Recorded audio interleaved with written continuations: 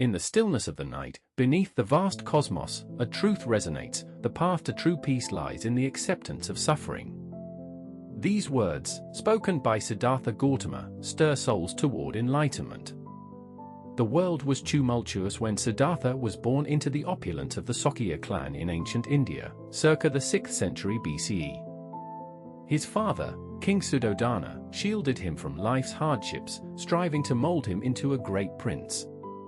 The royal palace was lavishly adorned, a sprawling edifice surrounded by lush gardens filled with exotic flowers and fragrant spices, reflecting the wealth and power of the Sakya clan. The air was thick with the sounds of courtly life, the chatter of attendants, the laughter of children, and the melodic strains of musicians playing lively tunes. Yet, beneath this veil of comfort, the truths of existence lay hidden, waiting to break through Siddhartha's sheltered upbringing. Yet, destiny had other plans. Venturing beyond his palace, Siddhartha encountered the harsh realities of life: an aged man, a sickly figure, a corpse, each encounter igniting profound questions. The first sight of the elderly man, bent and frail, struck Siddhartha like a bolt of lightning. He could hardly comprehend how time could strip away the vitality of youth. The sickly figure, coughing and wretched, portrayed vulnerability in a way that conflicted deeply with the idyllic life he had known. And then, the corpse, lying motionless, shrouded in silence, was a stark reminder that all beings ultimately succumb to death. Each encounter stirred an awakening conscience, igniting a relentless urge to explore the meaning of existence. The dissonance between his privilege and the suffering he witnessed highlighted the transient nature of worldly delights. What is the meaning of life, he pondered, when all must face decay? Troubled by this inquiry, Siddhartha renounced his royal status, embracing a life of asceticism to seek liberation through deprivation.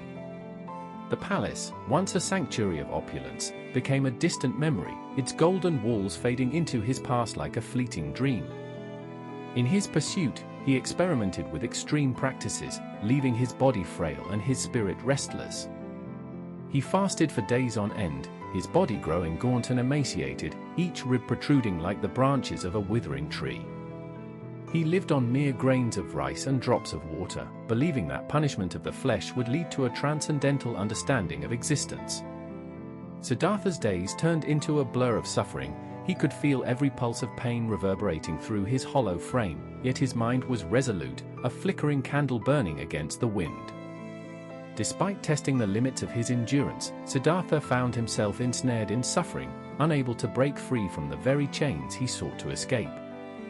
His journey became a struggle, wrestling with the enigmas of existence, longing for freedom from humanity's chains. Siddhartha sought various austere teachers, each offering their insights into the nature of suffering and enlightenment. He studied under the guidance of Alara Kalama and Adaka Ramaputta, both revered ascetics of their time. Under Alara's tutelage, Siddhartha was introduced to profound meditative states, where he envisioned realms of existence beyond the physical, a world filled with comforting light, serenity enveloping him like a warm blanket. Yet, despite these brief moments of deep meditation, fleeting glimpses of divine truths, he found that enlightenment eluded him like a shadow in the twilight. The wisdom of his teachers, though invaluable, felt incomplete, like a puzzle with missing pieces. Undeterred, he adhered to a grueling regimen, consuming barely enough to sustain himself. As his body withered, a faint flicker of truth began to illuminate his mind, whispering of a different path. One day, beneath a revered Bodhi tree, Siddhartha sat in deep contemplation, reflecting on the futility of extreme deprivation. The gentle rustling of the leaves whispered ancient secrets, while the soft earth cradled his weary bones. Here, the air was thick with the scent of damp earth and blooming wildflowers, and the sunlight dappled through the branches, casting a serene glow around him. Surrounded by the chirping of crickets and the distant call of the evening birds, he realized that enlightenment could not arise from relentless self-denial. It was a moment of clarity encapsulated in the tranquility around him, a stark contrast to the turmoil raging within. The grounds beneath the Bodhi tree had absorbed the prayers and aspirations of countless seekers before him, making this sacred spot a focal point of spiritual awakening. With resolve, Siddhartha accepted the nature of suffering. He knew he could not escape it, nor could he deny its presence. Emerging from ascetic extremes, he found his way to the village of Sujoto, where kind villagers nourished him with sweet rice milk, a humble but nourishing offering. As he approached the small, vibrant village nestled amidst verdant fields, the laughter of children playing floated through the air, merging with the warm aromas of freshly cooked meals. The warmth of their hospitality enveloped him as he ate. Each spoonful was a reminder of the joys of life, invigorating his spirit and body alike, like sunlight breaking through stormy clouds. This revival was not just physical but spiritual, reigniting his quest for understanding and reaffirming his commitment to seeking the truth.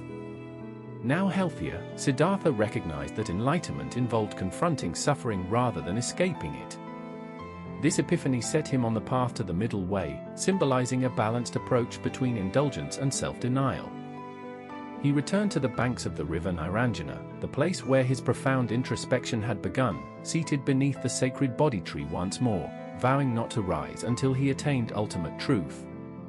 Days of inner turmoil followed as he faced doubts and temptations from Mara, the embodiment of desire and illusion. Mara, relentless in his pursuit, unleashed fearsome visions, seductive beauty, horrifying monsters, and even the very memories of Siddhartha's past life of luxury. The vividness of Mara's illusions danced before him, a lush palace filled with temptation, the laughter of courtiers echoing in his ears, the intoxicating scent of fragrant flowers wrapping around him. Yet, despite these distractions, Siddhartha stood firm, confronting suffering with clarity. He understood desire's role in suffering, recognizing that it was the cause of his own unrest, and saw liberation in comprehending impermanence. An overwhelming wave of compassion surged through him, uniting his suffering with that of all beings. In that moment, he viewed the world through a lens of interconnectedness, feeling the heartbeat of existence around him. The realization that everyone, kings and beggars alike, struggled against the weight of suffering swept over him like a cleansing flood. With it came the knowledge that the essence of life involved navigating through the pain and finding purpose beyond it. It was in this realization that enlightenment illuminated his path, guiding him toward wholeness. Emerging from meditation, his eyes wide with insight, Siddhartha prepared to share his revelations with the world. Speaking of the Four Noble Truths, he laid bare suffering's reality, its origins, its cessation, and the path to enlightenment, the Noble Eightfold Path. Each word he spoke resonated with the depth of his experiences, charged with the energy of his transformation, marking the beginning of his legacy and providing hope for wandering souls grasping for understanding. In his teachings, Siddhartha emphasized that suffering is inescapable yet not the end of the journey. He passionately articulated the importance of right understanding and right intent, urging compassion and the cultivation of wisdom. He described the Eightfold Path as a voyage toward liberation, a practical guide for navigating life's vicissitudes. Each step along the path became a battle against ignorance, a call for awakening, resonating with the essence of the human experience. His vision of mindfulness and ethical living served as a beacon of light in a world often shrouded in darkness. As his followers absorbed his words, a transformation ignited within them. The villagers, once preoccupied with their daily toil, began cultivating a deeper awareness of their thoughts and actions. This was a catalyst for collective awakening, embracing the understanding that enlightenment arises not from escaping suffering but from accepting it as part of the human condition.